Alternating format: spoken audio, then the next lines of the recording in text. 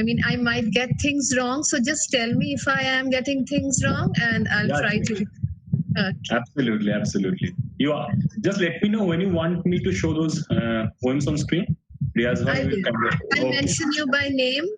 Okay, sure. Thank you. Thanks.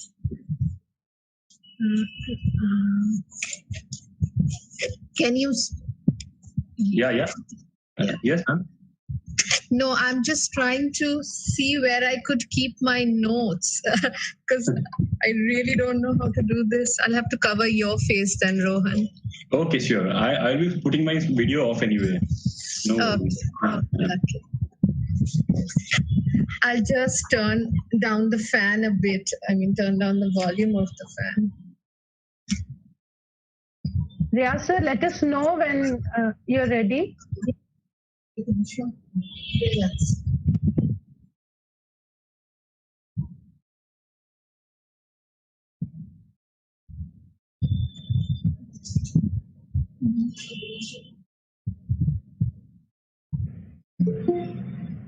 So, let's start. Riyaz sir, yeah, he started.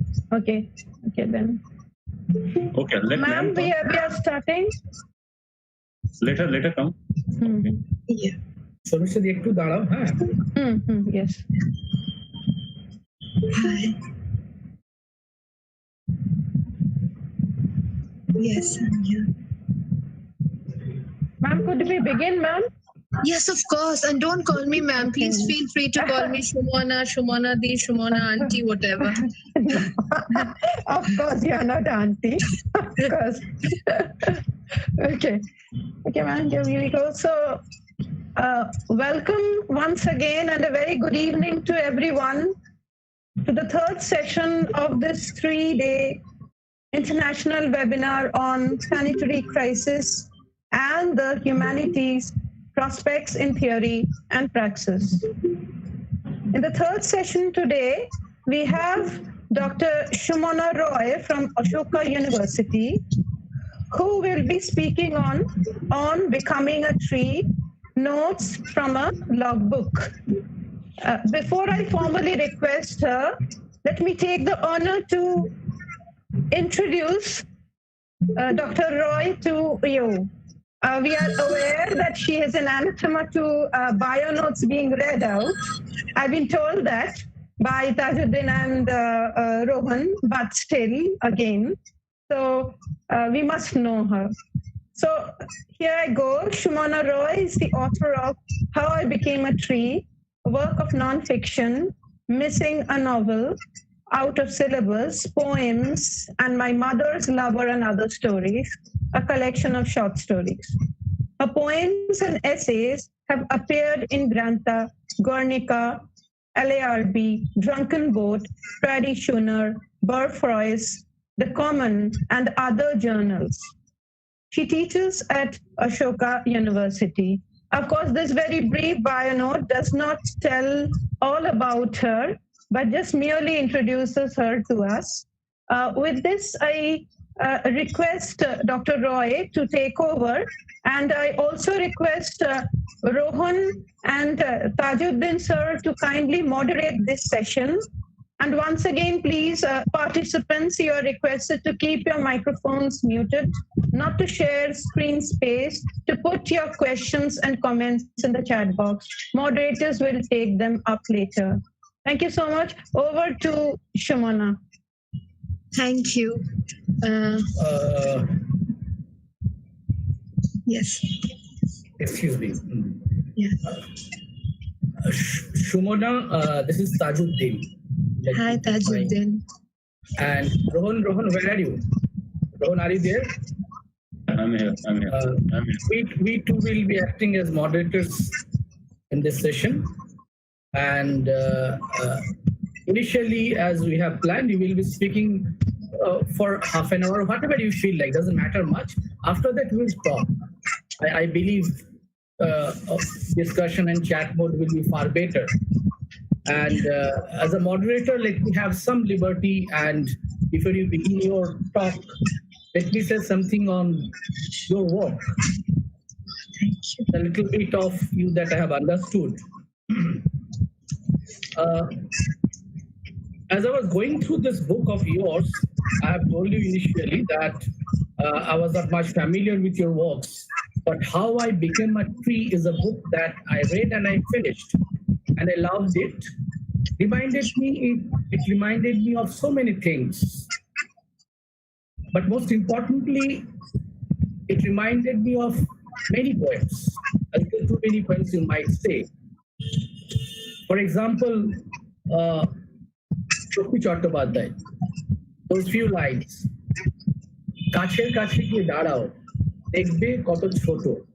In my brief paraphrase, it will be something like this: just go by and stand near a tree, and you will find yourself so tiny.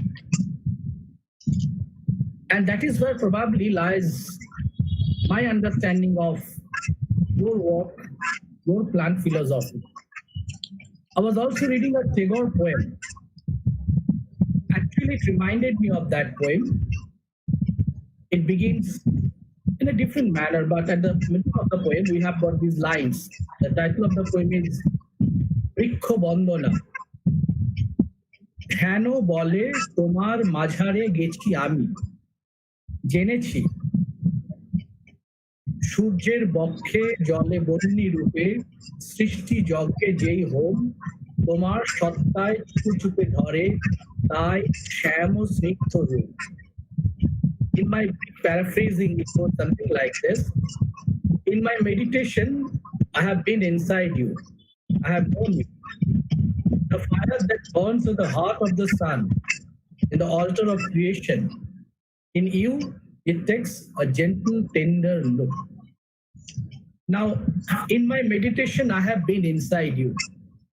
Sumana Roy is somebody who has been close to trees, plants.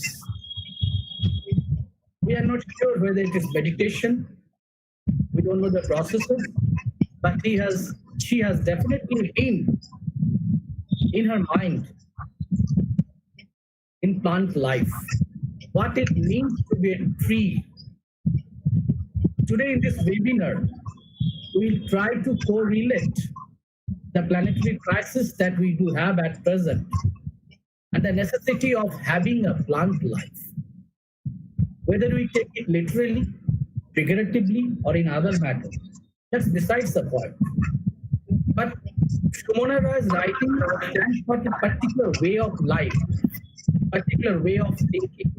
And I personally have started to believe that if not an entire remedy, but some sort of a glimpse of hope in this time of crisis lies in adopting that philosophy of life, that attitude to life, in which we have plant at the center, and where we adopt many things that plants stand for. I will not lengthen my introduction. I will request Rohan now if he feels like adding anything. After that, I will hand over the session to Sumana. She will be giving a talk. Rohan, it's okay. It's a fanboy moment for me actually. So I want Professor Roy to Sumana to speak and want to listen. Okay, then Sumana, it's over to you now, please. Thank you, Tajuddin and Rohan and all of you for indulging me. I am not a good speaker. I apologize for that beforehand. And as Tajuddin said, and I hope I can call you Taj like Shamantok Da did. Tajuddin sounds so long. Sure. Please. Okay, I'm not sure. This is my first time on Google Meet, and if I go wrong, please tell me, and I'll try to kind of, redress whatever mistakes I have made. It's very hot and humid today. I'm in Shiliguri.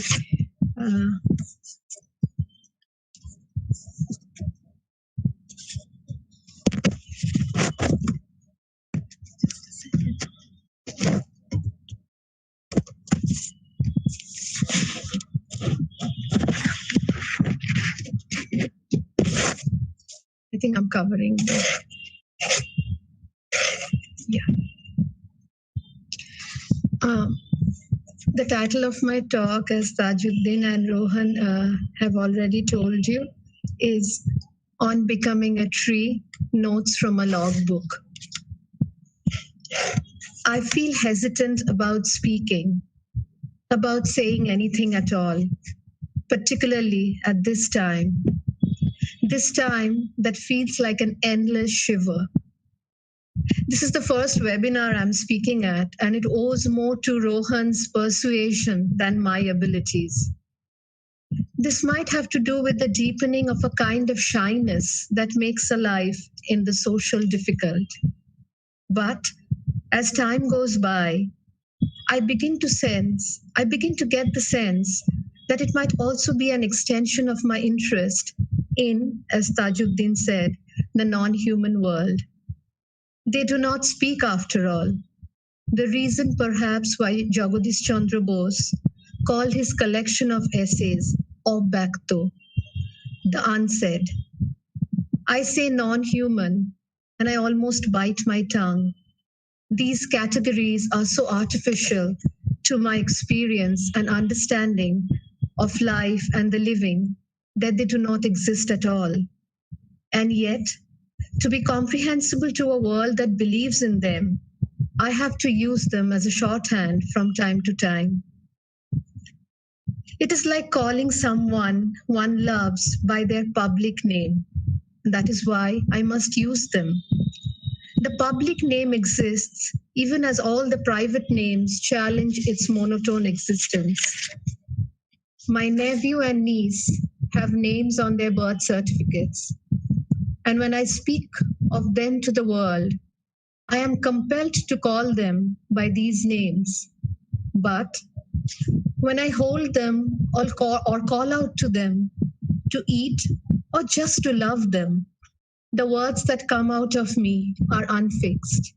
Yes, unfixed, unstable, and therefore almost illegitimate, like love names or nicknames are. I teach poetry, and I have to tell students about the power of names. I can say Darjeeling, and you'll feel something in your body, a thin cloth of coolness covering your body and your eyes. I can say Kosha Mangsho, and something will flood your mouth and memory. I can say chili, just say the word, mind you, not write it. And you will probably feel confused about whether what you're feeling inside your mouth is the chill of Darjeeling or the heat of the chilies. That is the power of names, of proper and common nouns.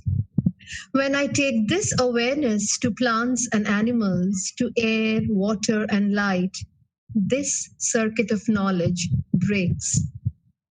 What we call the humanities reveals its selfishness and narcissism to me.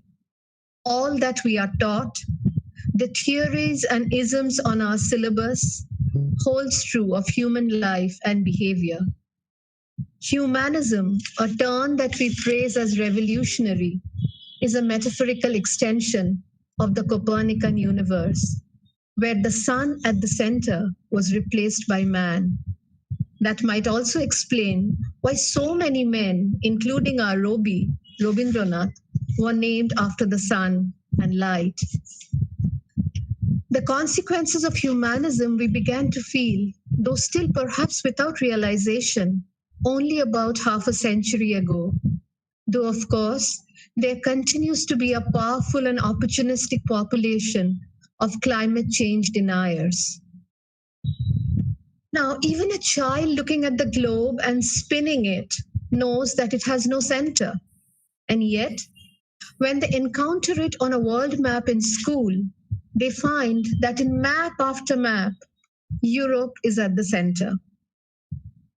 Just as the child realizes, without actually being able to formulate it, that the map maker of a map where Europe is at the center must be European. This formulation of the human as the center has permeated into everything. The way we live, the spaces we inhabit, what we eat, what we don't, and so on. Let me give you two examples from the plant and animal world to explain myself better.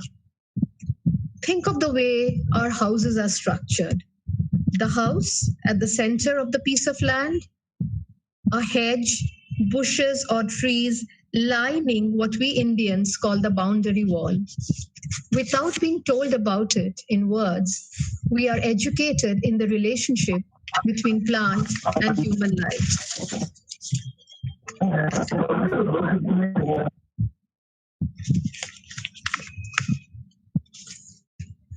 That plants must always be at the periphery of our vision, the boundary, and consequently on the margins of our consciousness. Or take the food we eat. You might be vegetarian or non-vegetarian, and in most cases, the state does not interfere with what you eat unless it begins to behave like the anti-beef eating lobby of the Indian government, of course. But remember, you cannot eat another human. There is a particular word for it too. Cannibal. Man cannot eat man. Cannibalism is a criminal offense, I think. This has little to do with the taste of human flesh and more to do with hierarchy. We can only eat those that exist below us in the hierarchy of the human understanding of the so-called natural life. This conditioning makes us treat different species of plant life in the same manner. Wheat and moss, both belonging to the category of the rejected, are gardener's categories, a human's perspective, not the plant world's. I began by speaking about my natural rejection of divisions caused by nomenclature, such as we have in the academic distinction between the human and the non-human. And I want to repeat that too, like the few examples I've given above, owe to hierarchy. Like the European map maker, who can only put Europe at the center of the world, only the human can create this binary between the human and the non-human, just like the Bengali sense of superiority has made them create the categories of the Bengali and the non-Bengali. Was it anger or annoyance with this hierarchy that made me turn to the non-human? I cannot really say, for we know so little about ourselves. And everything I say will be retrospective analysis, not a record of any voluntary arrival on such a consciousness. Can these things be conscious at all? Who we love, why we have more white clothes in our wardrobe, when we suddenly come to dislike the taste of pumpkin, and so on? Living is, after all, a constant state of forgetting. We forget who we were, and we forget the people we imagined ourselves to be. Our sense of self is therefore a constant state of retrieval. I will never know whether the same is true of plant and animal life or the elements. We know so little about those we love. We imagine intimacy more than we feel it.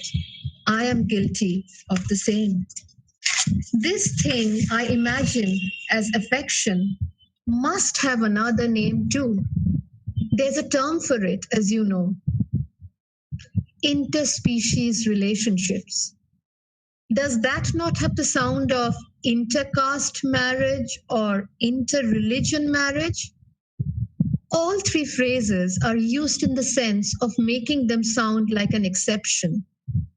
And hence the reason I am here, speaking to all of you about my affinity and affection for plant life, trying to convince you as teenagers and young adults try to convince their parents about their relationships. Relationships. Let me stay with it for a little while. It was my utterly human understanding of relationships that made me gravitate towards plant life. I was going through a difficult time in my emotional life. But when is it not a difficult time? I longed to be free of the human economy of relationships, its constant give and take, its expected reciprocity. I've said this before, but not to you, of course, and so I'll repeat or paraphrase what I've said elsewhere. This desire to be something else, not a human, made me turn to things and beings that I thought were outside the perimeter of reciprocal emotions. Did I want to live like an animal, say, like a dog?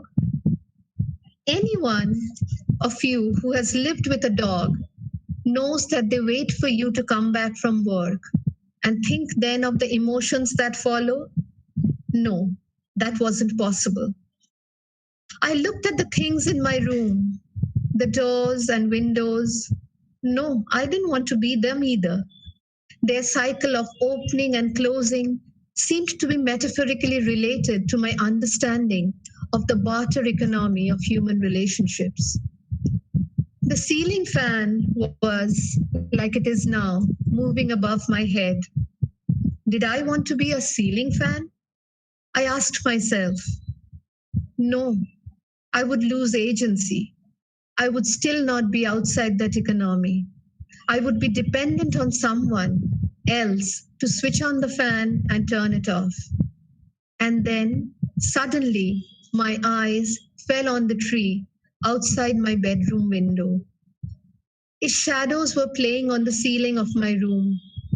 It had given me this gift without asking for anything in return. It was a moment of epiphany. I wanted to become a tree. I tried to live like a tree. A few years passed, but the desire to become a tree did not go. And I began to wonder whether I was the only idiot. And here I use idiot both as foolish and in its oldest sense of the word, of being a private person in ancient Greece. As I was saying, I began to wonder whether I was the only idiot who had wanted to live like a tree. I began looking for people like myself, and it turned out that I was not alone. There had been many before me, much before the institutionalization of environmental activism, who had either wanted to become a tree or thought of themselves as plants. Thinkers like the Buddha, who walked for months and for miles before he found what has been called enlightenment under a tree. Scientists like Jagadish Chandra Bose, who, like me, was childless or child-free, whichever way you want to put it, for I have no biological human children of my own. Bose referred to saplings and young plants as infants in his essays. Of people who wanted to marry trees, of people like Vibhutibhushan Bandyopadhyay and the protagonist of his novel Aranyok, who were changed by forest living. The person who enters the forest is not the same person who, when he leaves the forest, is an old philosophical saying. Of gardens and what they brought to Rabindranath's life, of characters he wrote about, like Bolai, who were human trees, and so on. I discovered emotional and intellectual relatives during my search for people like myself, and it was to record this that I began writing what would become How I Became a Tree. I will read from the first section of the book to give you an idea about what is the axis that I am pursuing and why in this plant-human equivalence. This short section is called Tree Time. I begin. At first, it was the underwear. I wanted to become a tree because trees did not wear bras. Then, it had to do with the specter of violence.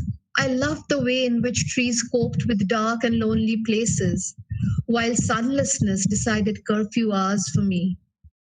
I liked, too, how trees thrived on things that were still freely available: water, air, and sunlight, and no mortgage, in spite of their lifelong occupation of land.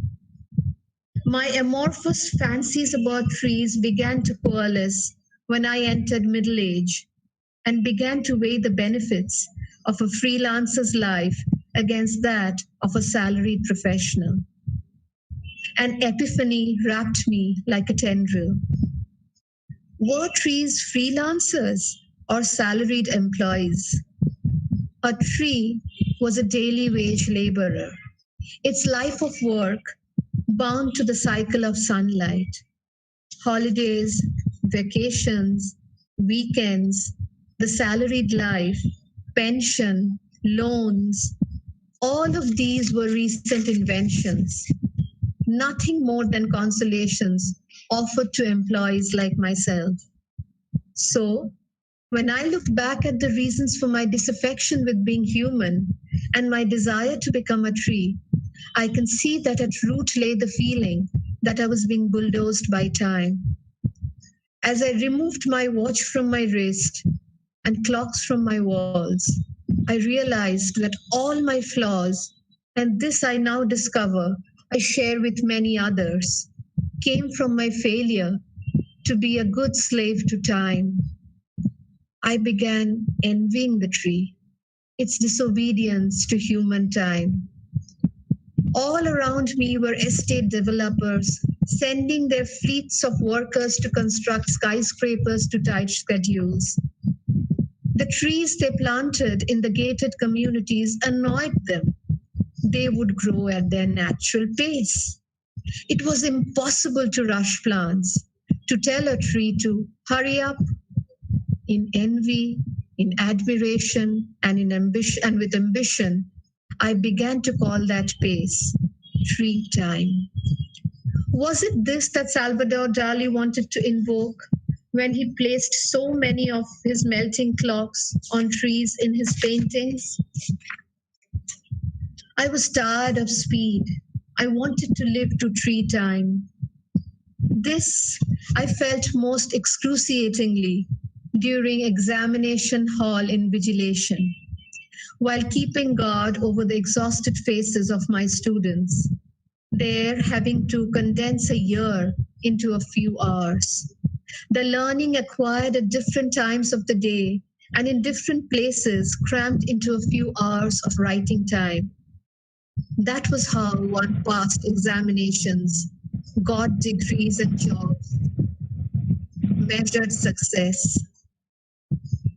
A tree did not stay up all night to become a successful examinee the next morning. Plant life, in spite of its various genres of seasonal flowers and fruits, did not, could not do that. One can't tinker with the timing of a yawn. One cannot play with tree time. I began by abandoning newspapers, news television, and news suppliers. These capsules of heightened and condensed time had come to divide our attention, splintered our life into bullets.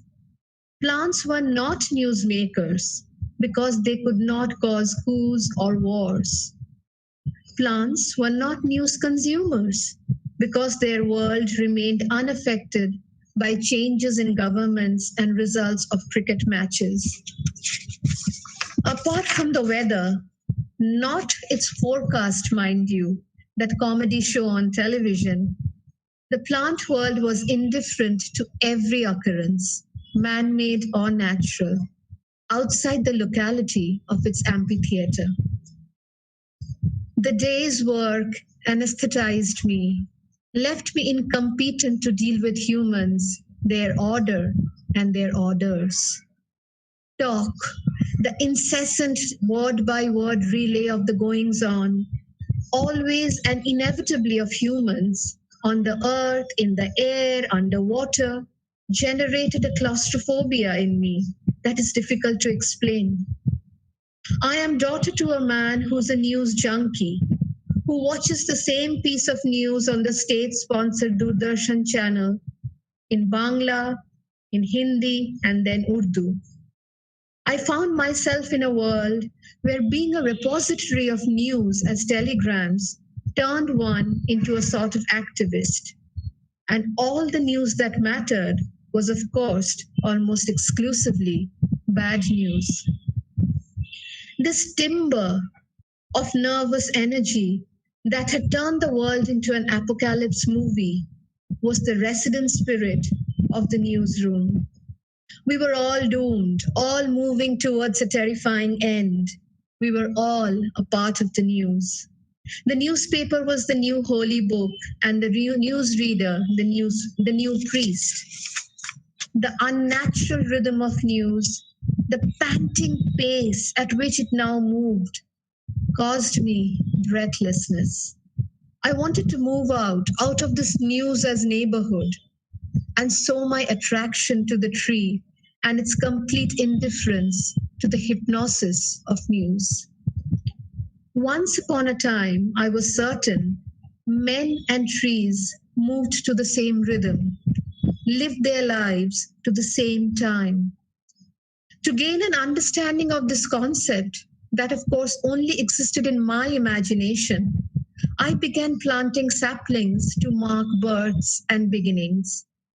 When my nephew was born 5 years ago, it's been 9 years now actually, for instance, I planted a neem tree in our backyard. The little boy stands at 3 feet or so. The neem tree is taller than my husband, who is more than 6 feet tall. But before this was the tree that is as old as my marriage. I did not plant it. The municipal corporation did as part of its city greening project. It was just a happy happenstance then that the Gulmohar tree with its yellow flowers came to be planted a few days before my wedding, and that too just opposite the room from where my married life would begin. It is now taller than our 3-storied house, and it allows me to imagine an alternative version of my marriage as a tree, a life I might have lived had I allowed myself to live to tree time. Allied to human notions of time is an overwhelming ageism. People had often told me I refrain from using the word compliment because I cannot think of youthful looks as praise, that I looked young for my age. I found the words offensive and discriminatory. Wasn't every division of age, old, middle, the many varieties that come as prefix and critique, all beautiful? One morning, when I received such a quote, compliment, I couldn't help wondering how a tree might have reacted. If I was a 40-year-old tree, I'm 45 years old now, would I not have felt insulted to be considered 20 on the basis of my appearance? Age, I was certain, was important to trees. The wrinkles on our face and neck, the accumulation of folds around hips and thighs had civilizationally suddenly become embarrassing to humans. The age of trees was to be found in similar lines, in circles denoting lived years, in the girth of time that gave aged trees a kind of sober dignity. By looking at trees, one could say that time was an obese creature, and that history, whether it was reflected in lines or folds, loose bark or skin, new colors or pigmentation, was a beautiful thing. Our lives in the industrial age lived bizarrely as an approximation of machines had made us think of age as ugly. In the way machines rusted, wasted, and gradually became ugly before they fell apart.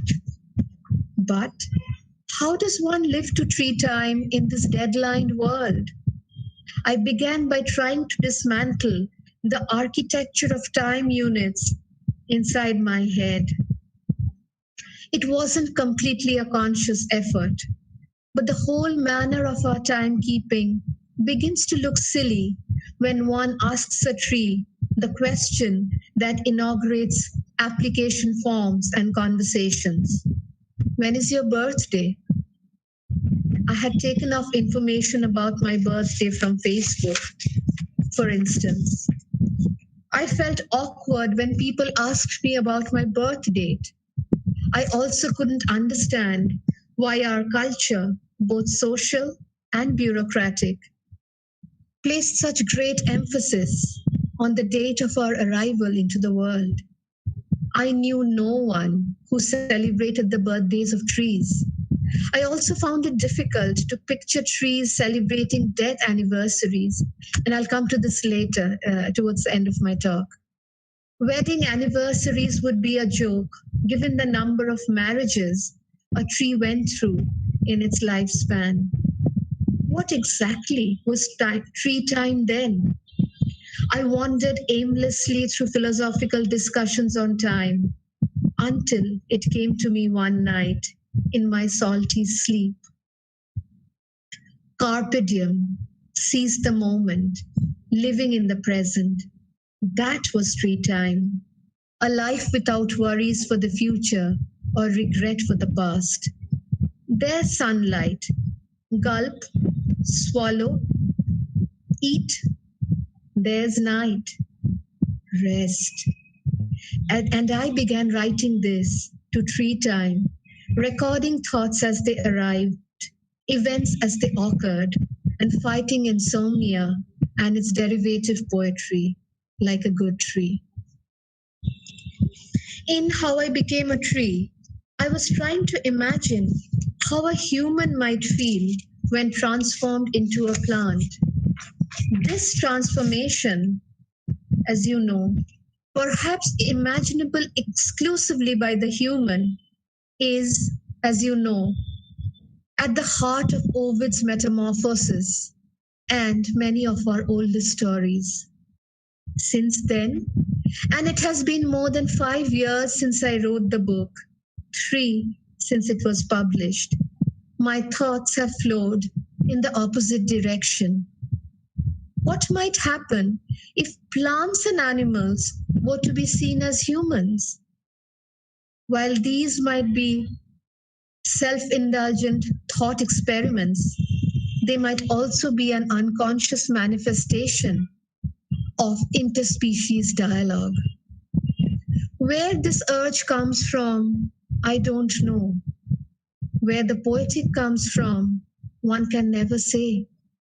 Like pain, we feel it, even though we cannot place its locus. I'd like to share a couple of poems with you so that I can explain myself slightly better. In this work in progress, for which I'm still looking for a title, there are 2 sections. The one about poems on plant life, I have tentatively called VIP, not very important person, but very important plant. By now, you will know where my allegiances lie. The poems about animal life are in a section I have been calling Jan and Janwar. Rohan and Taj have asked me to speak as a practitioner, and so I must answer the inevitable question, why do I write the way I do? If I were able to answer that question, as academia, the all-knowingness of academia presumes we can, then it would be easy to repeat that process that Chaplin shows us in the film Modern Times, as say one does in a factory. What I am conscious of, I will try to share with you. It is this, that even as a schoolgirl, I was bored by the bureaucratic language of environmental activism. I'm quite certain none of you have decided to save a tree because of chancing upon that poster, Save Trees. The language of bureaucracy causes fatigue, like a cliche. It does not provoke action, but laziness. We turn the other way. I say this while teaching poetry, and I'll repeat myself here because I think it's pertinent to what I'm trying to say. 23 killed in road accident in a newspaper headline doesn't bruise us anymore. just as the stock exchange of the number of corona affected patients every day does not touch us anymore. Replace 23 killed in road accident with, quotes, schoolgirl dies after being hit by a truck while trying to cross a road, unquote. You pause. You experience the shock and the shudder. You feel the hurt.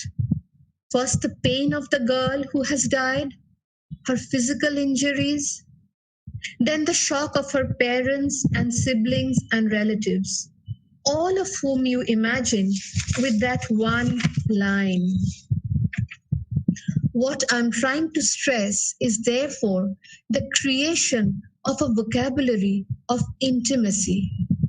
My conscious aim has been that, perhaps because of the person I am or the person I have become. My aim has been to create a language of closeness, of intimacy, of emotions between species. I think we will all be moved to action if we feel these emotions. I dare say that academic discourse, with its rejection of emotions, does not move me. I'll read a couple of poems for you, and Rohan has kindly agreed to share the screen as I read, because I'm a very poor reader. Sure, ma'am. Thank you, Rohan.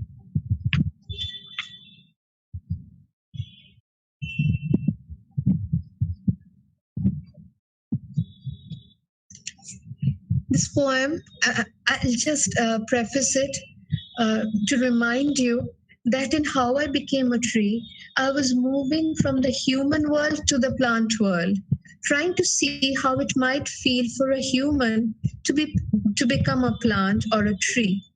In these poems, in Jan and Janwar and very important plant, VIP, I'm moving in the opposite direction, but at the same time, trying to keep the language of intimacy.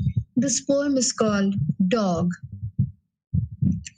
To desire loyalty after death seems slightly corrupt, like the interest earned on a fixed deposit.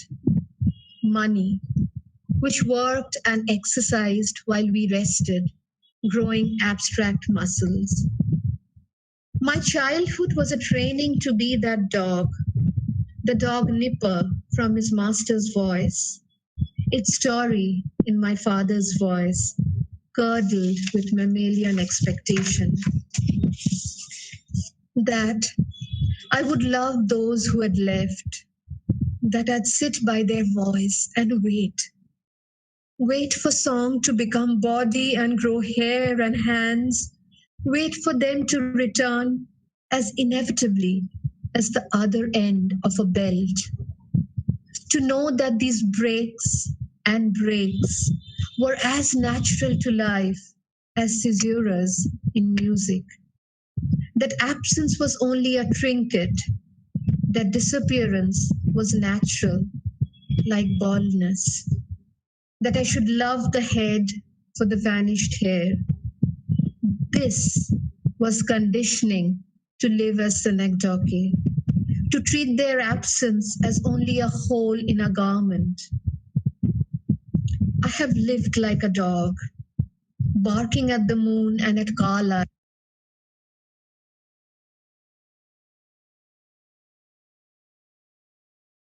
Sorry, Shonadi, you have muted yourself. I'm sorry. I have lived like a dog, barking at the moon and at car lights, not knowing one from the other, taking both to be a sign of arrival, of their coming. Their name on the phone screen like a comet that'll disappear again. A hair on the pillow, I've watched over it to see it grow. An old photo that I've filled with my blood. But returning isn't easy. No one returns.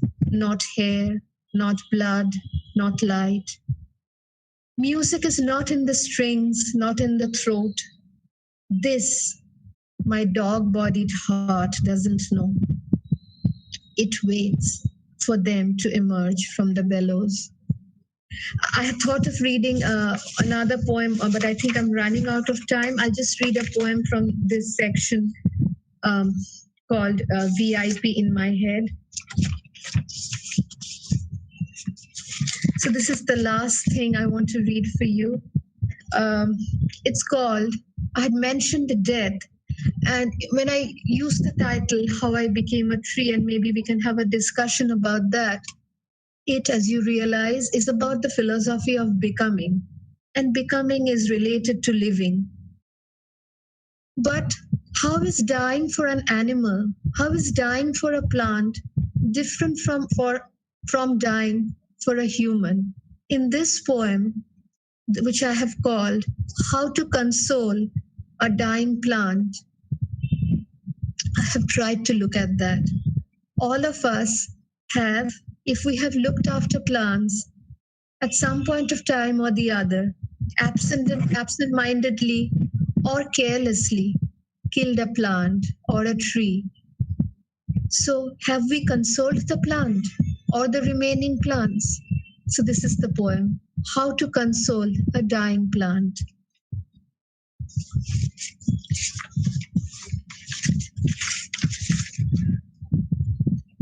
What we actually mourn is our turning to meat.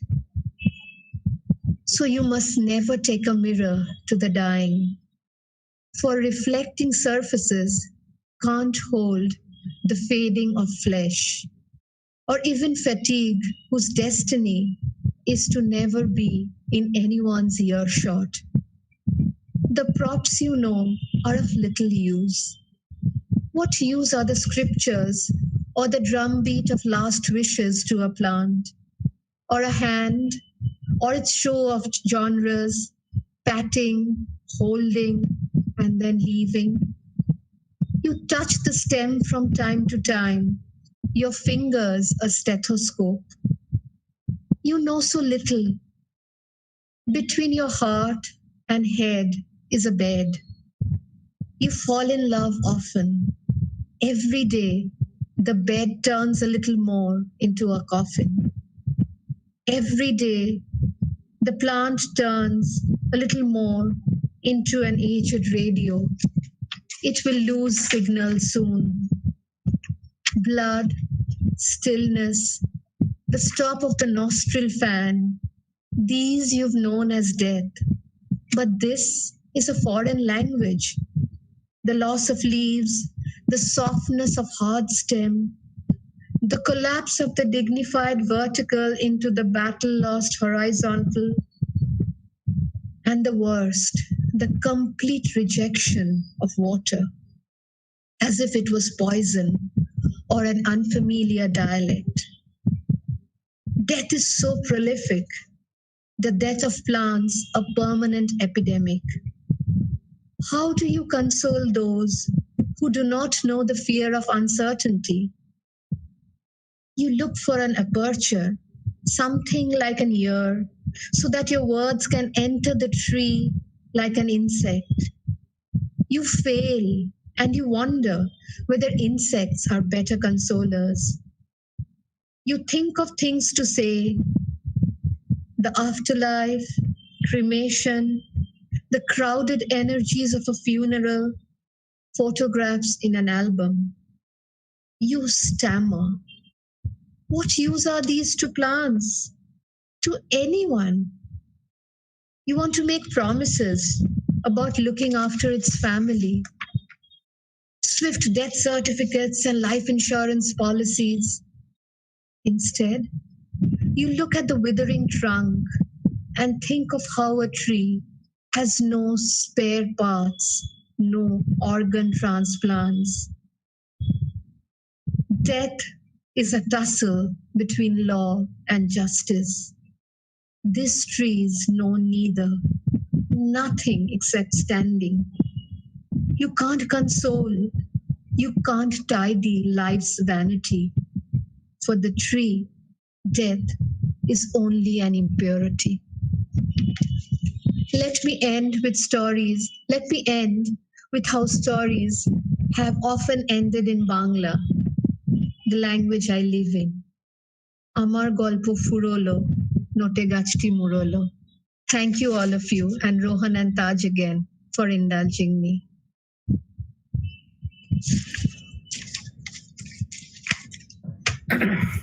Thank you, Sumana. Thank you very much.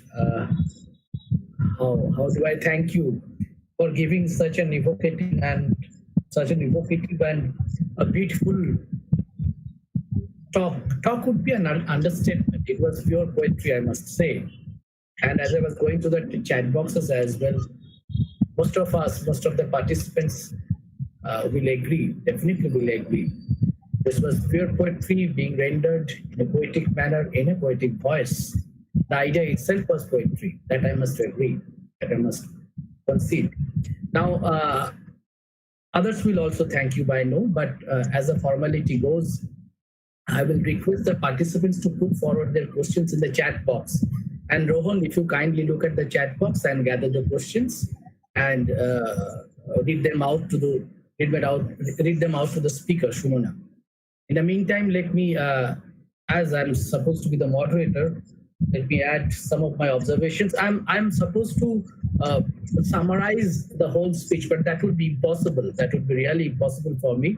In the morning, Amjad sir was doing it so effectively, but this is it is the sheer intensity of idea of that was there within the poetry, the idea, the way Sumana rendered it.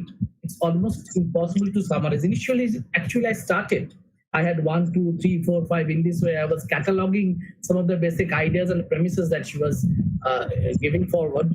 But then I stopped and just went on listening. Okay, went on listening. So that's that. I will not be able to summarize it. But Rohan, in the meantime, you please request our participants to put forward their question in the chat box. And let me have a brief conversation with Sumana regarding some of my observations. Sumana, you have started your talk with the idea of nomenclature, power of names that we generally give to others, and it's a very powerful mechanism that you have mentioned. And this is what reminded me of your book, where Tagore had the habit of giving names to different plants. There is an entire chapter, okay, some sort of baptizations that he used to do. And there are innumerable stories that you have referred to in bits and pieces at times, rather at length. So if you can kindly elaborate and speak a little on Tagore's idea of baptizing the trees. Names. Shoptoporni is the most common example that comes to mind. As you know, it's also called the Chatim. Shoptoporni was a name. I have a Shoptoporni somewhere. Oh, it used to be here. I put it out in the sun today. It used to be right behind me. I just put it out in the sun this morning. So Shoptoporni, as those of you who understand Bangla, or it's Sanskritized Bangla, of course, with 7 leaves. Porni is from Porna, or leaves. But the Shoptoporni that I had also had 9 leaves. This is not something that I like, and feel a lot of empathy for what Tagore is, Tagore's relationship with plant life. There are 2 disagreements I have with Tagore, and one of them is about this renaming project. Many of these flowers that he found in Shantiniketan, for instance, which he had not encountered, while living by the Bodda or in Jorashako, when he goes there, he begins changing the names of these plants as he encounters them, during his meetings with what used to be called, the tribal society. That's not something that I am, I find myself in empathy with, this idea of renaming. But he's a poet after all, and it is a poet's instinct to rename. I mean, when my nephew was born, for instance, I used to call him, like many Bengalis do, Puchku. Then when he began speaking, because he was very fond of playing hide and seek, he could not say Tuki, he used to say Tuku. And now, even when he's 9 years old, I call him Tuku. So naming is also, goes through a process of transformation. Think of a person you love, whether it is your partner or whether it is your child or someone close to you, you will find that you have different names for that person. I think Tagore's love for renaming could also be explained as his desire to give this thing that he liked more names, just to be able to hold more affection in it. The other thing that I find myself in disagreement with regard to Tagore, is his relationship with gardens. As most of you would know, his son Rothindranath would, after him, be instrumental in creating various models and interpretations of the garden, the Mughal garden, the gardens that he would encounter in his travels around the world. And he had a degree in agriculture, or he was trained as a botanist. So bringing that knowledge to Shantiniketan, the Mughal garden, even the Japanese idea of the garden, all of these would Rothindranath would bring to Shantiniketan. And Tagore himself, particularly, one of his inspirations was the palace at Agartala, and he wanted to replicate the garden from there in Shantiniketan. But there is a difference between his practice and his theory. When he writes stories about the garden, he places adulterous relationships, and he thinks of gardens. And this is one of the things that I have been working on in a book project that you mentioned in your email to me, Taj, where I'm writing about Tagore along with Shakti Chattopadhyay and Bhutibhushan and Jivananda and Satyajit Ray. He would think of the garden as a foreign site, as a site that came to us from outside Indian culture. And thinking of adulterous or quote unquote extramarital relationships, though he does not use this word in this phrase in these stories, he will inevitably place these stories in the garden. So maybe we move on to the next question. I've already spoken a lot. Okay, Sumana, that's very. I was actually eager to listen to this particular side of plant philosophy that you do have. You've also mentioned, among others, Nandolal Bose. Nandolal Bose is one of the major figures who you believe that he actually led a plant life. All right, and his idea of painting itself and the way he taught the students how to paint a tree. Okay, and there was a particular section in which you referred to, if I remember correctly, about planting, about drawing the leaves as well as the roots. Okay, those are some of the things that I have taken note of. Now, if you slightly talk on Nandolal Bose and sculpture and painting, the way you think about it and plant life. Thank you for this question. At the very few places that I have spoken about, where I have spoken about how I became a tree or my interest in plant life, people inevitably ask me about writers and philosophers, and many ignore Nandolal Bose. And I'm glad I have the opportunity to speak about him. His lectures were collected by his students, and they're available in an English translation by the artist and writer K.G. Subramaniam. So Shilpi Kotha has been translated, and in one of the chapters there, because remember, these are notes that students are collecting from Nandalal's lectures, and they could often be impromptu lectures. What Nandolal does is, while teaching, I wish I had slides with me, or I had the book with me where I would be able to show you. What Nandolal does is, while trying to draw, teaching them how to draw a lotus, for instance, or the obverse, where a man, or a human, not a man, is sitting in Padmasana. He draws exactly the lotus, the outlines of a lotus, while teaching his students how to draw branches of a tree, the joints of trees. He shows this, he draws this, the elbow joint. Uh, while trying to teach his students how to draw old skin that has clotted around itself, he draws the ear. So, this approximation between plant and human life is absolutely vivid in his sketches and his understanding of both plant and human life. I wish, Taj, I had the sketches to show you, maybe some other time.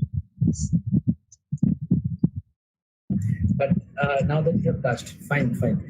I am very happy.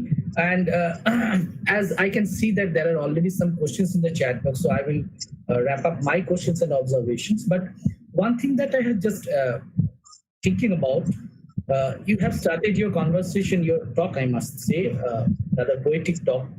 You started with tree time, the idea of tree time.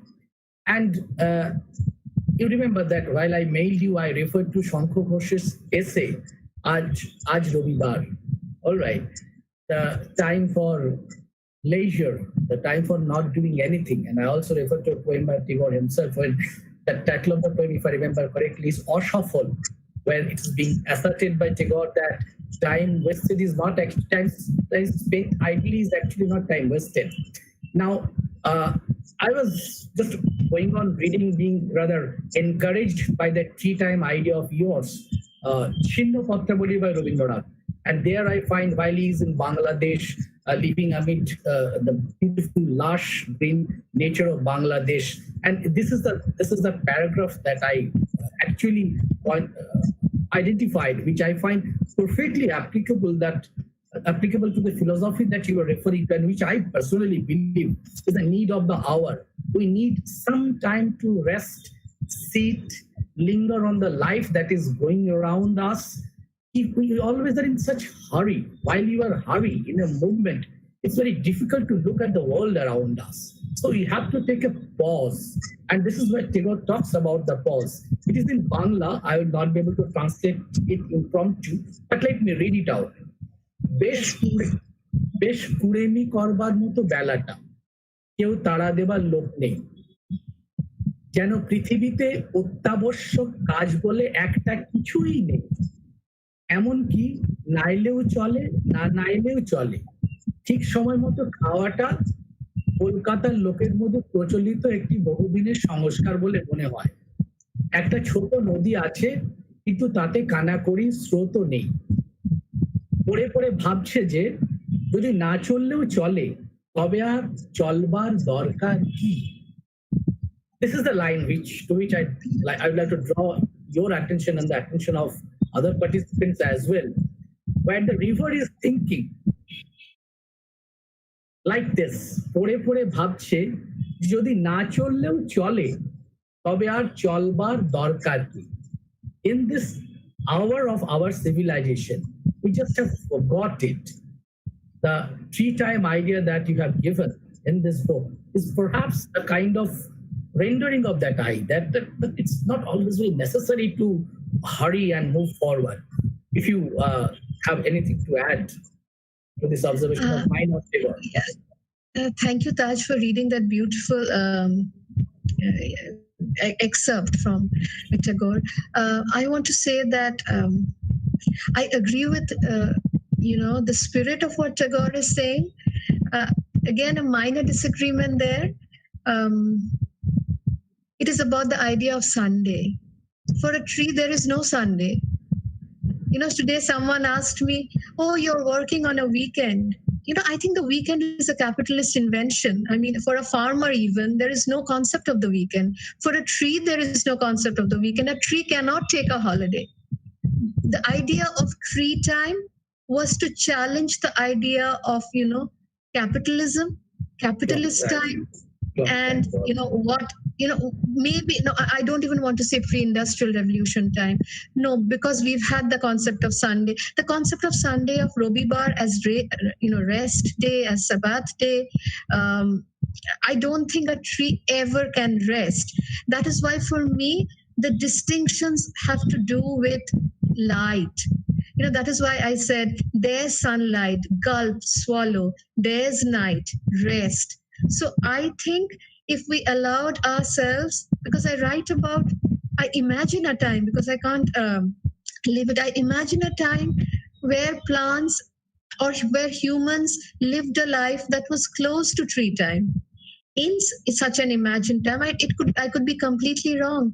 In such an imagined time, the human would have lived to to a more closer relationship with what we call nature. I do not like that word nature either, because the word nature, particularly the Americanization of the word nature and this category called nature writing, makes the human feel extrinsic to nature. We are nature. We are a part of nature.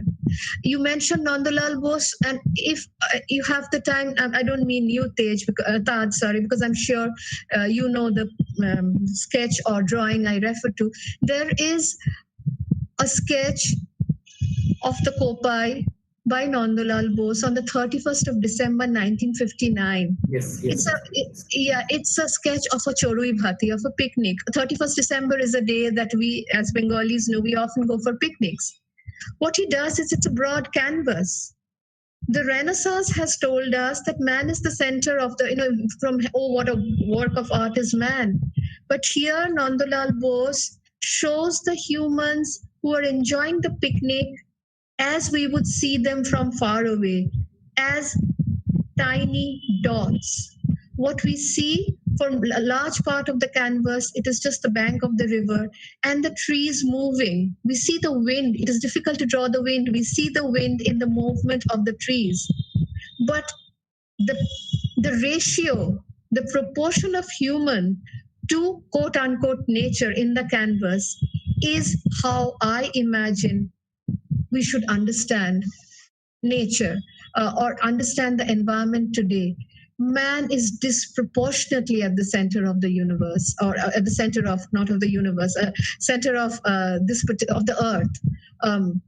It is this that people like Nandalal Bose have been challenging much before the advent of institutionalized environmental activism. Thank you, Sumana. Thank you for the explanation. And one last question. After that, we'll be taking. There are some questions, right? This. You had a chapter on Bodhivriksha. That is where yes. I like. Yes. Where the idea of Buddha and the tree becomes at particular point one. Okay, and as a tree distinction in the shade it gives, we ought to make no distinction between people, whether they're murderers, enemies, or oneself. This is what. And my understanding of that we are talking about for some time is this ability to give shelter to others. And if I'm not wrong, to it you come back at the very last part of your book, where you have referred to how you became a tree. You have mentioned about replicating the lives of others who had died to live the life of trees, etc., etc. But finally, that's, I must add, icing on the cake is a very cliched expression, but the last 3 or 4 lines, that for me sums up the idea, where you say, not until a bird came and sat on my shoulder around sunset one day, I did not move. I do not know about the bird, but I was certain that in the cleaning margins of that forest in Vaikuntapur, I was at last ready to be a tree. So perhaps it is in this idea of allowing a bird to sit on you. Of course, the whole idea is metaphorically we can take. All right. To be a kind of shelter, to be able to empathy with, have empathy for others. This is where lies perhaps the core of the whole idea of being a tree.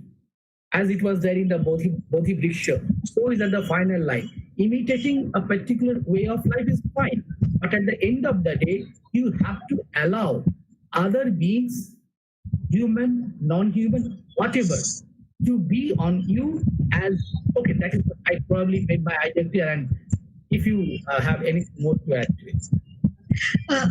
Very beautifully said, Taj, and I completely agree with you. And I have felt this most acutely during the lockdown. I am, I'm, I have always been a very shy and reclusive person, and I thought when the lockdown happened, apart from having to look after my parents and my father-in-law, I would not face any emotional difficulty, because I'm so used to living by myself, as in feeling a sense of self-sufficiency, an emotional self-sufficiency. I realized I was wrong. I felt this once when I teach at a place called Ashoka University, that is in a place called Sonipat, close to Delhi.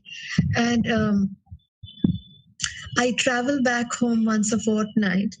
But once during the month of February, I remember I had been away for more than 2 weeks. And suddenly at night, this is a time when I'm completely by myself. I cook for myself, I do everything for myself, I teach and come back. I rarely have the time to socialize or meet people. At around 11 or 12 o'clock, when I was going to sleep, I found myself putting my head on my pillow and patting myself, as it were. I had suddenly become so hungry for a human touch. And this was much before the lockdown, a month before the lockdown. So I have missed hugging and touching my mother, my nephew and niece when I have not been able to. And you were so right. You reminded me, I had forgotten about this passage.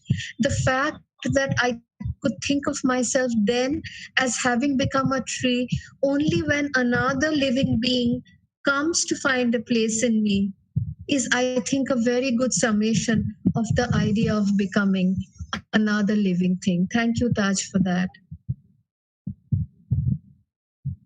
Sumana, I will not thank you anymore. Okay, this is Rohan, it's your turn now. Please look at the questions in the chat box, and if you kindly please read them out so that Sumana can address these questions. Do I have to look at the questions? Should No, Rohan will do it for you. Okay, you just ask, please. First of all, what do I say? Actually, I mean, you agreed to this in such a short notice, and I'm just indebted. Thank you. It would be too petty to say to you right now. And it has been so poetic. I was just holding your book and I was just listening to you when you were reading it, and it was almost like a dream. Thank you so much.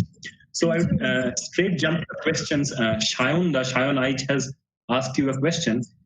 He says that, do you think the awareness of tree time and that of trees having a life, a voice, a destiny, something that you mention in your book by referring to Tagore, Buddha, J.C. Bose, is a culture-specific thing? As in, the West has been too obsessed or driven by their march towards so-called progress to pay attention to tree time or plants in general. May I know who asked this question, please? And this is by Shayon Aich Homik, I guess. You know him, I guess. Shayon Aich Homik. Okay. Hi, Shayon. Thank you for your question. And yes, I agree with you completely. For many of you who, not many of you, I'm presuming, my husband is an academic as well, and his field happens to be continental theory, Anglophone or Anglo-American theory, critical theory, literary theory. And I often find that these theories are unable to explain my situation in spite of their proclaimed quote-unquote universality. One of the reasons that I proposed to write a book, not how I became a tree, but the book that Taj kindly looked up somewhere on the Ashoka website and found out. It's a book on plant thinkers of the 20th century, of 20th century Bengal. I have identified 5 people. I have 2 things in response to say to Shayan here, and thank you, Shayan, for tuning in and listening to me. One is my husband. His name is Ranjan. He often, when I would refer to something, he would often say, "But Aristotle says this, and Kant says this."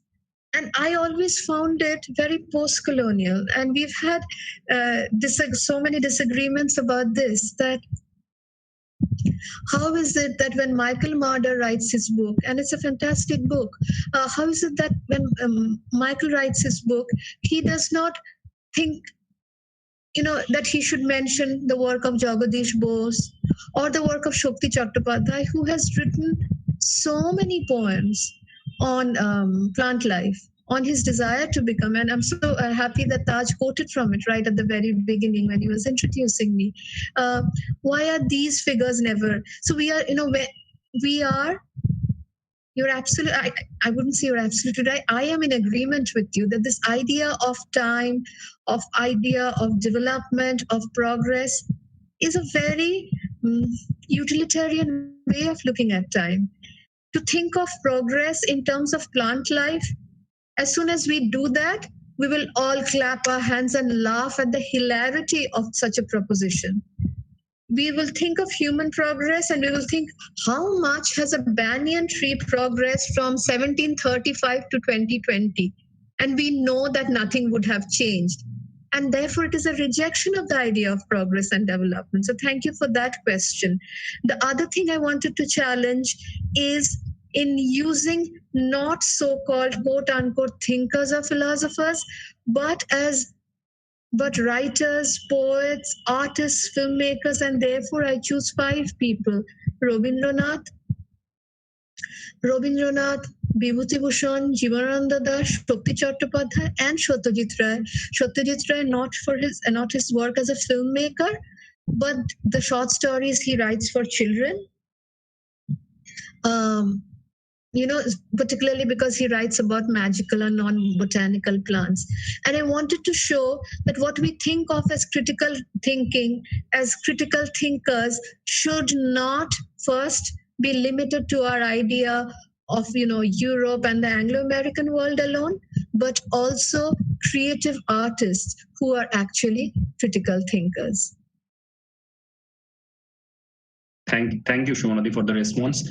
The next question is a very, very kind of interesting one. Raksha Ashoka asks, "Dear Mrs. Roy, I request you to explain the closing statement that was made in the beautiful language of Bangla." Rohan, if you have the book, will you read out my translation, please? Definitely, yeah. Thank you.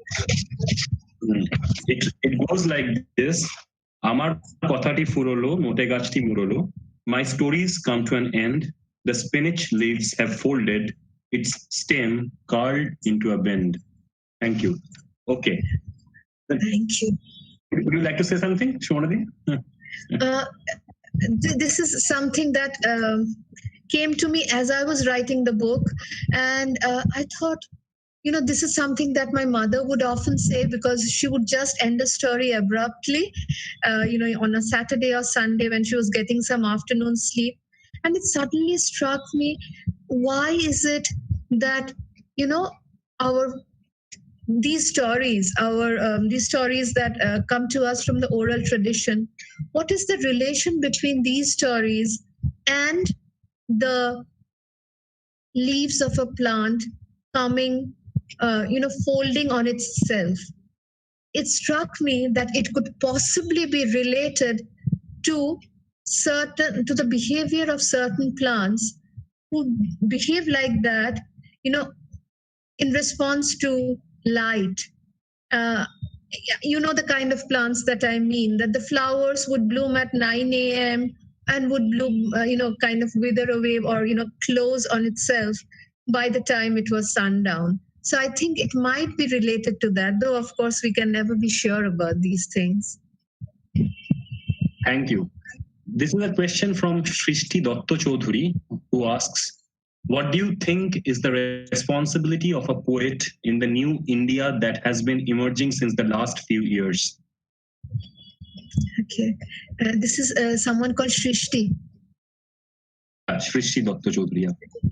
Hi, Srishti. I hope I can call you by first name. Thank you for your question.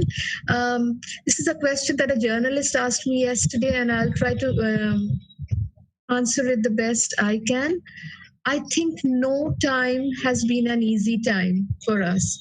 This is this seems like a particularly difficult time for us because what we have known as familiar has suddenly been disrupted. When we think of,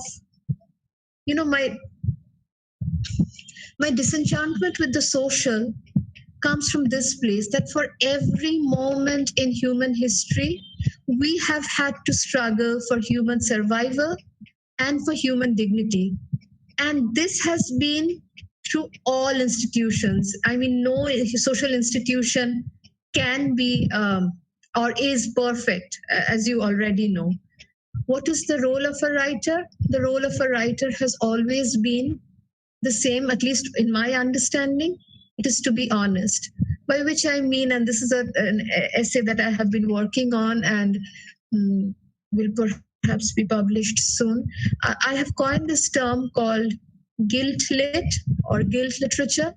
Shrishti, what you would have noticed that something has been happening, which is the canonization of a particular kind of literature, which seems to bring into focus the marginalized.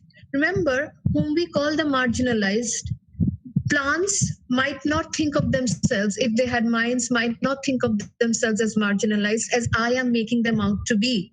Similarly, what we are denying to the marginalized is the dailiness of their stories. When we think of Manoranjan Bapari, we think that he should only tell us a certain kind of story. That is not an expectation that we have of the Bhadralok writer.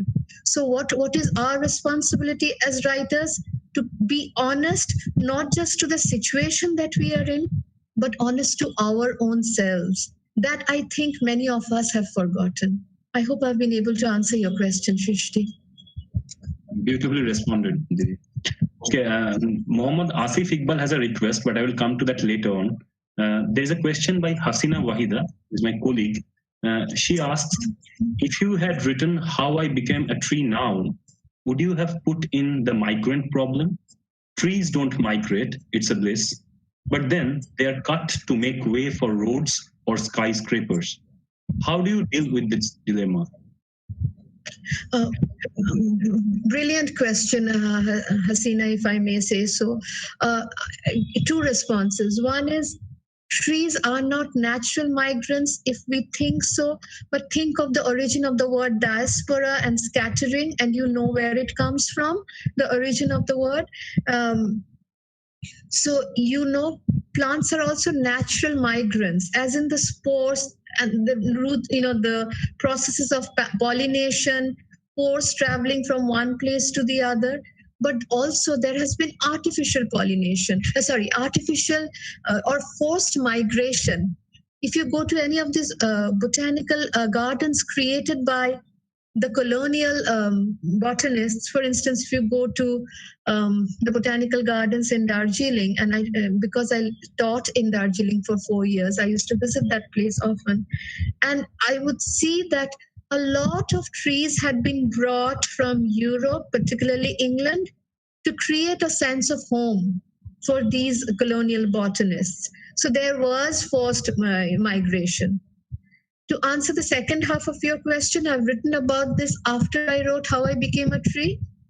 The felling of trees has been replaced, and this is something, a kind of logic that just beats me. You say, okay, we are going to create the metro, so we will, get rid of 4,000 trees, but we will plant 30,000 trees instead. It's almost like saying, I'll kill 2 of your sons and 2 of your daughters, and someone somewhere else will give birth to 4 people or 8 people. It's a convoluted logic that shows absolutely no respect or dignity to plant life.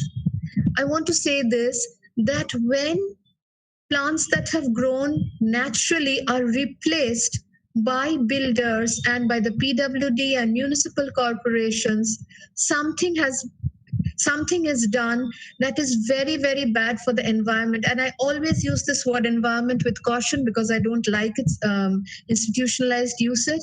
But for this question, I'll use it, Hasina.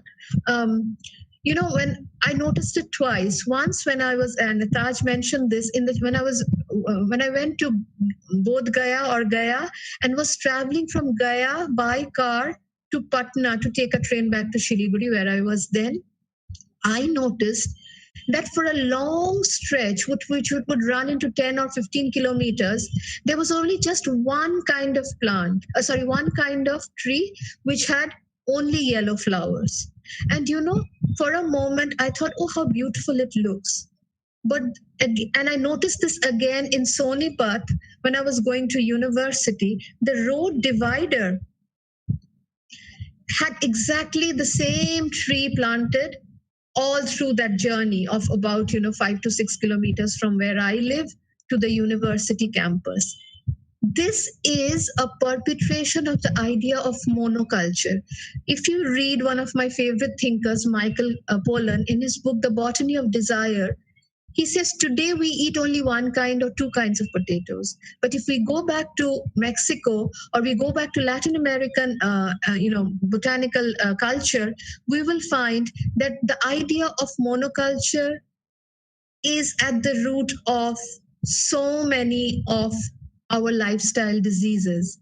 So this is and I related this to the kind of environment that we are in. One country, one religion, one nation, one culture, similarly one plant or one tree. This idea of monoculture is bad for plant life. It is bad for social and political life also. I hope I've answered your question, Hasina.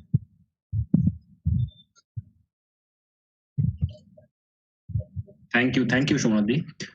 Kosturi asks another question. Kosturi is my friend. She's a poet. She asks, how do you think fiction can pay its tribute to plant habitats without going dystopian? Or in general, address non-human intelligence and the massive ecological consequences that threaten this planet? Hi, Kosturi. See, plant life is not sexy. How many of us would want to read about, or how many times would we want to read fiction about plants or plant life? Amitav Ghosh touches upon this subject in, The Great Derangement, and he calls it climate fiction. It's not a term that I find myself in agreement with. But when teaching students, when talking about literature, we have used the word identification so often, so liberally, and so wrongly. Even when I remember, and it was taught wrongly when we were taught about the tragic hero and Aristotle's poetics. I remember one of the points that was told to us very often was, he should be an identifiable person. You should be able to identify with him. It's a misinterpretation of Aristotle's poetics, of course, his understanding of the tragic hero. But I want to say this idea of identifiability has killed some of the best possible literature. We do not necessarily have to identify with the person. With the things that are being written about. And so I would be very, very welcoming of literature or fiction on plant life. Kosturi, I'm sure you have read Vibhuti Bhushan's Aranyok, and I think that is a very good example of writing about plant life without making it a story, where plants are speaking to each other. The central character of Aranyok, which is based on a person such as Vibhuti Bhushan himself, because he led that life for a few years, as you would know. tells us about the destruction of the forest under his supervision. So, when I spoke about the language of emotions, of intimacy, it was this that I meant. That even though we see it from a human perspective, because it is impossible, much as we might try, much as I might want to become a tree, much as I might want to think of how it might feel to become a tree, or how it might feel for the tree to become a person. All of these are self-indulgent, anthropocentric thought experiments. I think it is possible to write about plant life, without having to have plants speak to each other. That is why I also mentioned Obbakto. Jagadish Chandra Bose is one of my favorite thinkers in human history. A person who you will know has not been given his due as a thinker and as a scientist by many, Anglophone cultures. One of the things, and herein I think his experiment would be a better response than mine, Kosturi. It is this, that he tries to design many instruments where he tries to make the plants speak. One of these, which is reasonably happy with one of these instruments, is the cresograph. And when the plant is, quote unquote, I'm quoting from Bose, when the plant is drinking water, the cells move, and the cresograph, records that movement. And Jagadish Bose calls it, as you know, Toru Lipi, the script of plants. So that is perhaps one way of understanding what is going on inside plants, Kosturi. How beautiful. Shumanati, do we have some more time? Can we take a couple of questions more? Okay. Sure. I hope I'm not boring you. That's why. No, we'd like the session to go on forever, I guess. Ivana Chaudhary asks, we are all amazed by your poetry, ma'am. Our heart filled with sorrow, but not for the dying plants who have withered away, but because there is not a new generation to take their place. What is your take to it, ma'am? That's a very moving question. My nephew loves French fries, but he's never touched a potato which has soil, sticking to it. I think when you mention the next generation, this is what it might sound instructive, and I don't want to be an instructive person because I hate people passing on I dislike, people passing on instructions to me. But I think we need to go back to the elements that we are composed of, or that gives us life. The earth is one of them. We've forgotten how to walk bare feet. We've forgotten the use of our hands, the fetishization of a certain kind of art that comes when you say handicrafts, art that comes from our hands. We forget that we were once a culture that worked only with our hands. Now we only type on keyboards.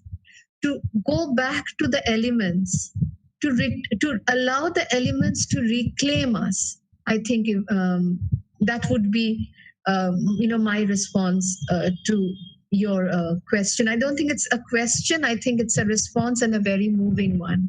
Thank you.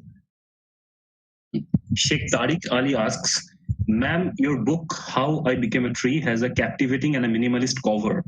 Could you please say something about this, ma'am? I mean, how the book cover as a paratext complements your biophilic assertion in the text. I hate the cover. I had no say in it.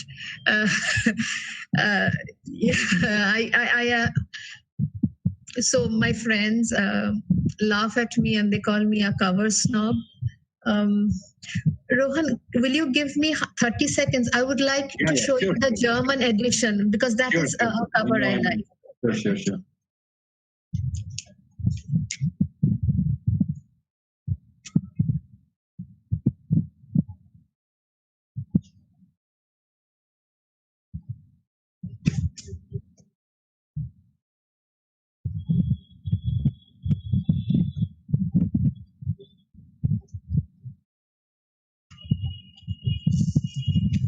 Hi Tarek.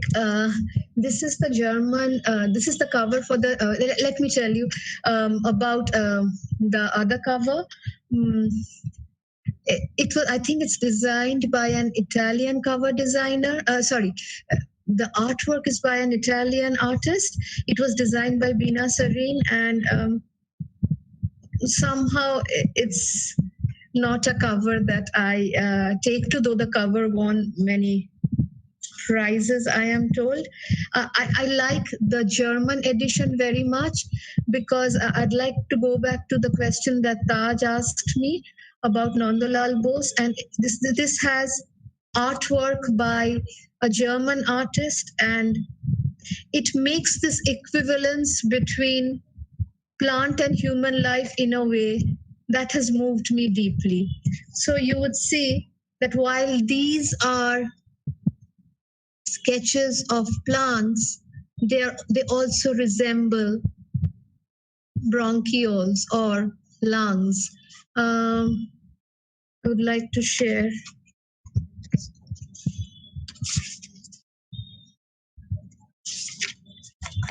I think this would, if you're watching Tariq, you would understand what I mean. So even though this is a leaf, this also looks like a human organ.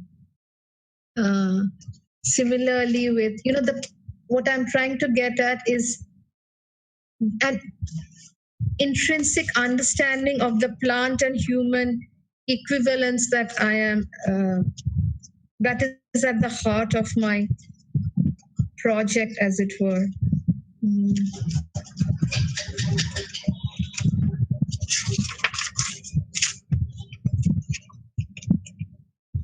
This too. So, the bloodstream and, the xylem phloem, as it were. So these equivalences, I won't have anything, unfortunately. I don't have very much to say about that cover. I didn't have any say in designing this cover either, the German edition, but I am very happy with this one. And Tariq, I am at one with you that a cover should belong to the book, should be part of the book and not extrinsic to it. So if you read it as that, what I would like to say, though, is the artwork by Nikhil Das, with whom I collaborated, explaining the chapter. He hasn't read the book, so you'll find that there are sections from different leaves, different kinds of leaves, in the book, in How I Became, the English edition, and therein again the equivalence between plant and human life. So I'm grateful that you saw this connection. Thank you, Tariq. Thank you, Sumana. Mohsin Khan has a couple of questions. I will be taking one from him. He asks, how would you define the idea of marrying a tree, which you have read somewhere? To me, it makes me feel the altered traditions where one is forced to marry a tree to escape ill luck. Yeah. Thank you for this question. I think you're hinting at the idea of the Mangalik. But not only that, there is also a tradition, of puberty rituals in places like Assam, where you're married off to a banana plant. There is a beautiful poem by Neetu Das that I have mentioned in the book, in How I Became a Tree, where you're married off to a banana plant. The other is, in Australia, I've given examples of people wanting to marry trees. Trees are married to each other, and you would have noticed this on the highway. Two trees, a banyan and a fig, a red cloth, tying them together, as it were. So I used to teach in a place called Jalpaiguri, and when I had to travel from Shiliguri, I would sometimes stop by the highway and ask people who were doing this why they were doing this, and they would say, the priest would inevitably talk about the rituals of marriage. What I found out, in fact, was they were also trying grafting.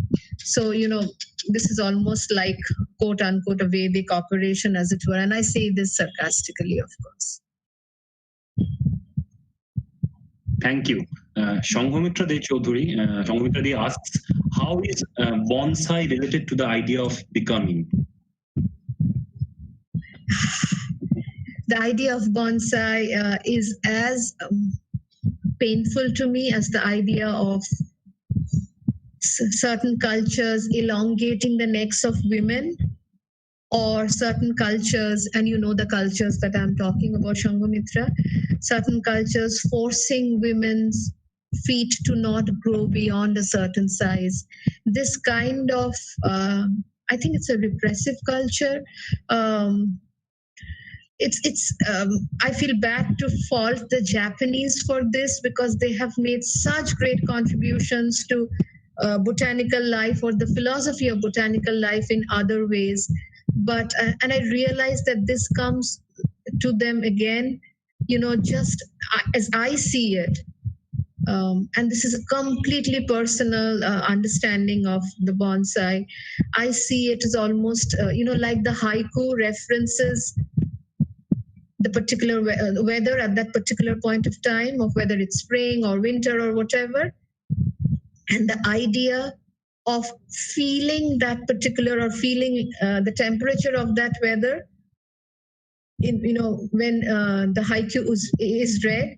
Similarly with the bonsai, snowing, it's snowing outside, and you would want the likeness of plant life inside your house.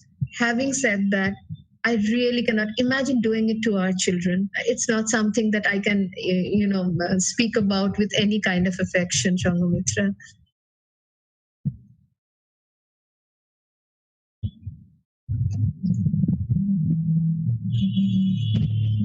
Sumana, should we continue? I guess it must be tiring for you.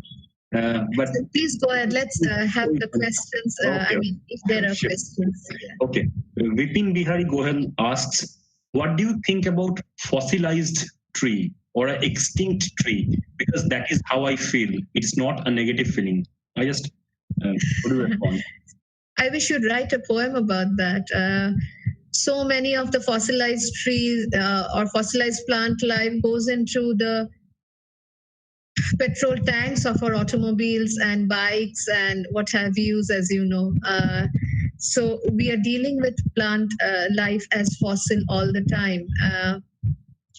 It's what you suggest is a romantic idea, and I hope you will write this poem. It's a very nice idea, because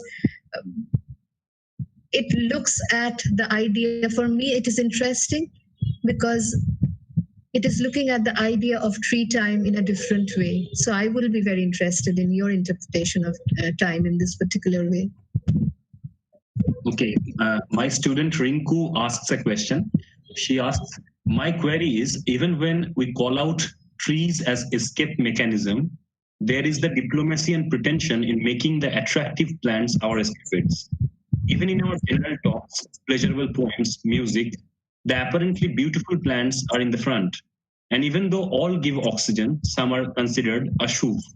So especially when the subject has been merging a human and a tree, this can be said as racism in the tree world. So how do you see it? Hi, Rinku. Wonderful question. I see this specifically in relationship to gardens.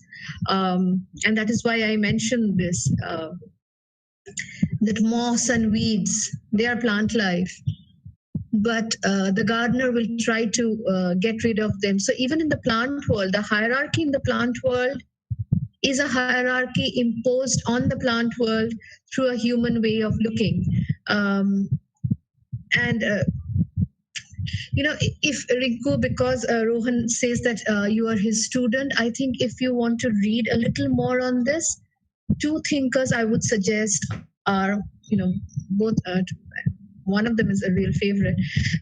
Deleuze and Guattari write about the rhizome, and I think it would be interesting for you, particularly at such a young and impressionable age, to read about the rhizome and to see how these two French philosophers, who I think are I really believe that they're the most important thinkers in the second half of the 20th century, how they are challenging the idea of the tree model of knowledge that has dominated or colonized a Western understanding of the world. So you think of the family tree. If you just look at your phone, Rinku, for instance, or you look at the computer that where you are probably watching this, you will see that if you're using, Microsoft Word, there's a desktop, and then there's my computer, and under my computer you probably have, so you have desktop, several folders under desktop, several files under desktop. So what you have is actually a tree model, the desktop as the trunk, and those other the folders and files as branches. Manuel Lima documents 2000 years of this tree model in a beautiful book. If I had a soft copy, I would share with you. It's not available as a soft copy. So, the whole idea of hierarchy that you are hinting at, you're absolutely right. It is a human imposition on plant life. And so, yeah, I agree with you about that. And in an essay that I wrote many years ago, before How I Became a Tree was published, I called them Dalit plants because they were so treated by the gardener. Okay, Mo Roy asks a question. Bolai in the eponymous short story addresses the tree as his doshor. A dear friend, is this a kind of identification? In other words, is this not also a form of an anthropocentric point of view? What's your view? Absolutely. As I told you, much as I might try, much as we might try, it is impossible to escape the anthropocentric view. What we can do is to be more accommodative in this, even in this anthropocentrism. So I think the whole point of Taj and Rohan and his colleagues organizing what they have, asking 5 speakers to speak, is to challenge the prevalent idea of anthropocentrism. And you've heard very good speakers speak, and you'll be listening to them tomorrow as well. You will see that all of them are trying to challenge this idea of anthropocentrism. What is the cure? I'll sound like a moral science book, but I'll still say it: kindness. Thank you. I will take 2 more questions, and then I will kind of end. Anisha Ghosh asks, I don't have a question, but a request to Sumana Didi.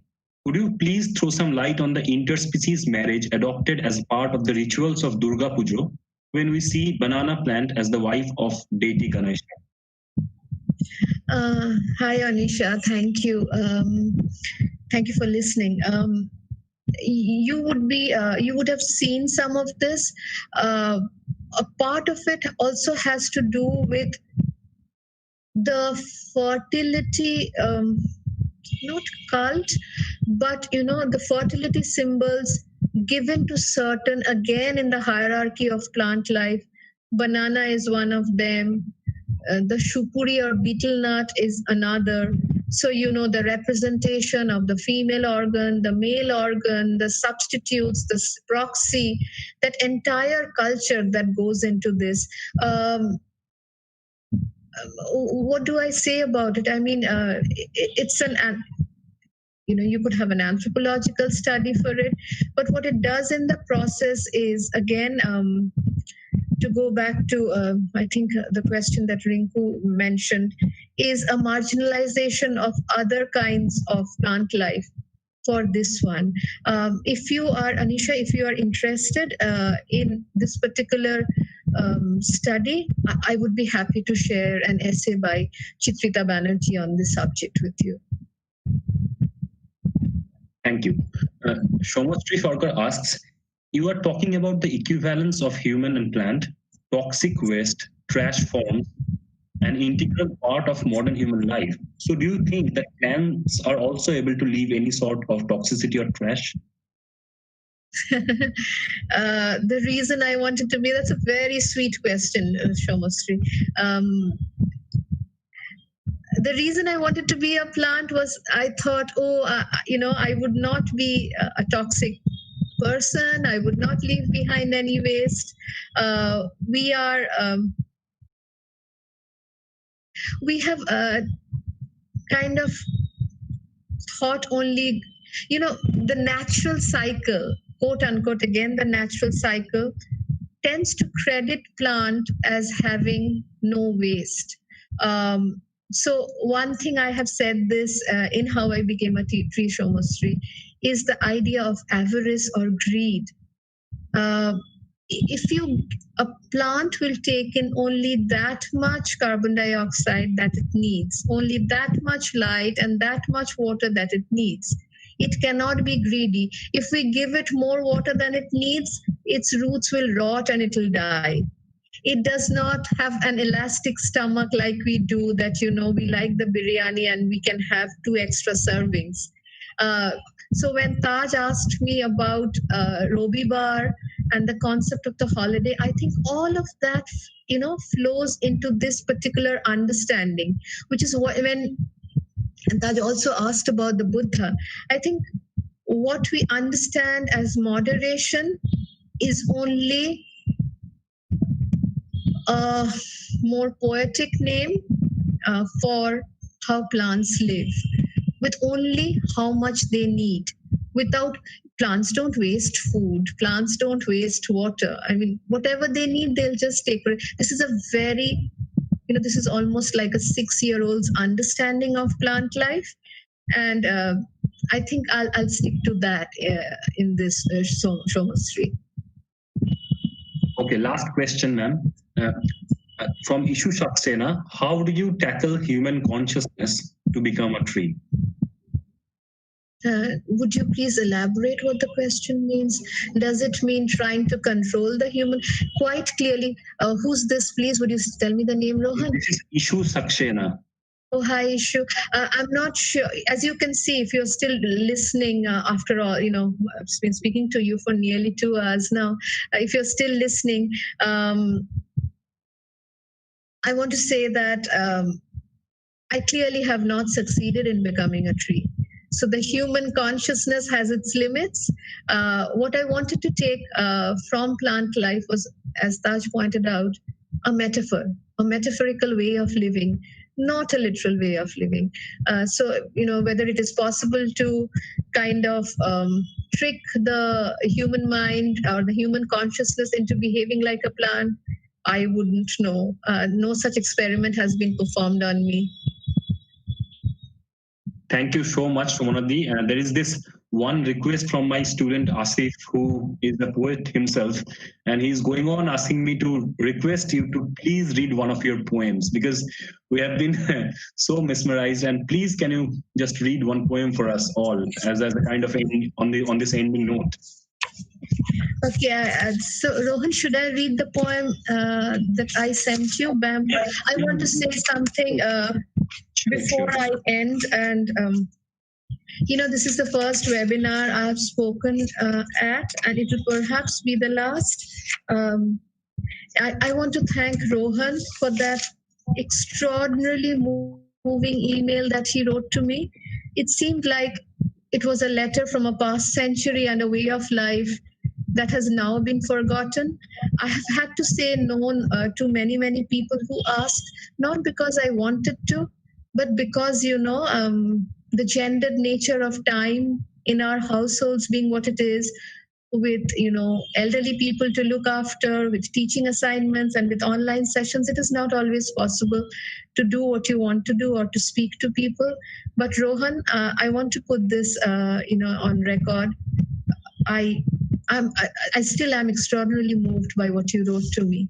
So thank you so much, Didi. Thank you. This poem, I have 2 poems called Bamboo. I grew up in a small town called Shiliguri. It's a very small town. It used to be a very small town in northern Bengal, where I have spent most of my life. And the bamboo culture links India's northeast to Southeast Asia, as many of you or most of you would know. And the bamboo culture begins from, Shiliguri.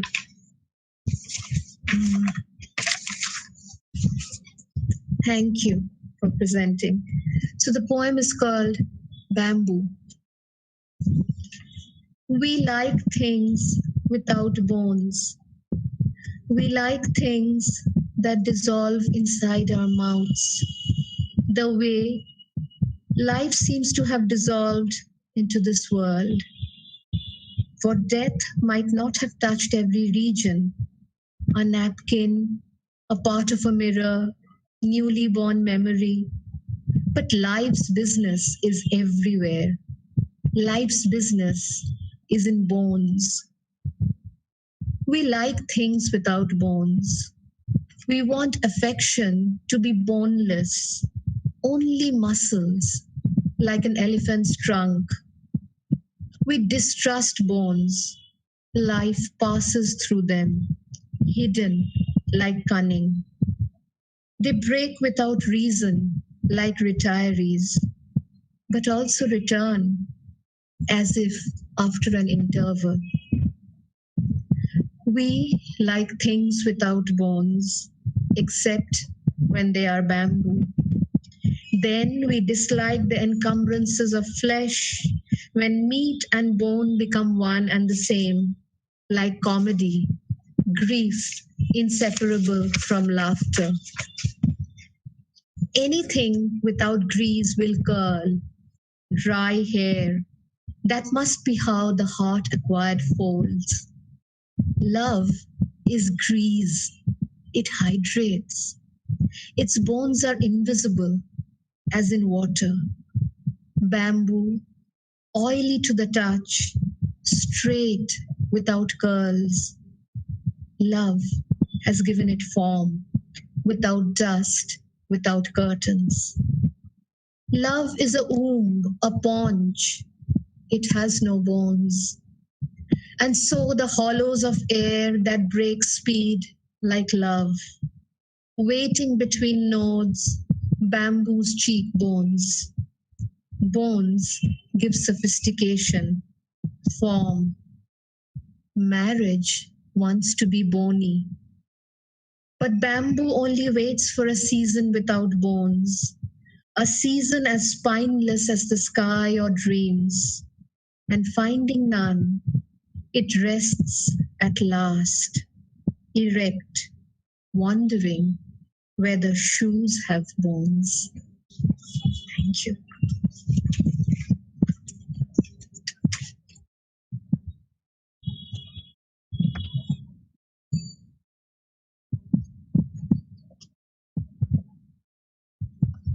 Thank you so much, Monadi. Thank you. I mean, I'm not saying this because I have organized this kind of webinar along with my colleagues, but this has been one of the best sessions I have been a part of. I'm being honest, and I'm absolutely, I mean, indebted to you. I just can't have any words to thank you. We are deeply indebted, and I guess I'll be writing to you once more. I'd ask now for Mr. Ma'am to kind of please take over from here and just do the other kind of proceedings. Thank you.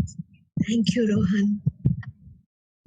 If I can interrupt meanwhile and say there is one word I would describe this session as mesmerizing. Okay, this is Riyaz sir, who is my colleague from JMC, and he has been an integral part of this webinar. Yeah, Riyaz sir, please go ahead. Yeah. I finished also. I just wanted to use one adjective. Thank you, Riyaz. Thank you, Riyaz. Thank you. Over to Shomishali. I'm too overwhelmed to speak, actually, too moved. Sumana, sessions are, I'm so sorry. Sessions are enriching. Sessions are impressive. But sessions rarely carry you to a world of dreams. We are so indebted that you have been with us. I call you Sumana from the core of my heart. Thank you so much for being with us. This has been so wonderful. We will probably freeze this session of yours in the camera of our department forever. And we hate to call you Dr. Sumana Roy. Please don't. Just Sumana is fine. Sumana, please be in touch with us. And as you say, you will be never speaking anywhere else, at least these few months. We are so privileged. And once again, thank you for touching the chords of everybody probably who's listening over here. Thank you so much. It has been over 2 hours and we still don't feel tired. We want to listened over and over and again to you, and especially to Rohan, who had suggested that you should be with us. Thank you so much. Thank you is less. Thank you is less. Please keep on writing, and please keep on writing so very intimately as you speak and write. Thank you, Rohan. Thank you, all of you. Thank you, all of you, for indulging me for 2 hours. Thank you. Thank you, Shumadi. Okay. We end the session now. Thank you. Thank you. Yes, we call off. Thank you. Bye. Rohan, about tomorrow's session. Make your necessary announcements about tomorrow's session. Okay. We can. Let Shumana. Okay, Sumana. Okay, thank you very much, Sumana. We will definitely be in touch.